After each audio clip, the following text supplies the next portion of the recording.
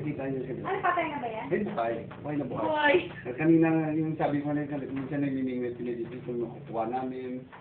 Minsan, yung sardinas ng 555, minsan nakukuha namin dyan eh. Tinatapo nila dyan.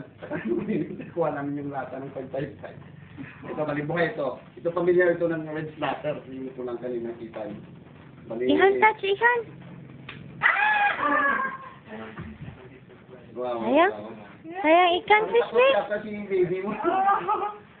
Ito, delikado ito. Kasi may binibiro namin, pag may iba kami kasama dito. Tingnan mo sa loob ng bungangay, may piso dyan eh. Eh, ganun din. Eh, malakas pala yung ngipin nito. Tulis ka. Patay ka doon, hindi mo pinasok yung ito. Tingnan mo yung red snapper. Yung tulis yung ngipin. Delikado yun. Pero ito, sa pamilya nila, ito yung pinakamasarap dito. Yan. Kung nga mo pegang.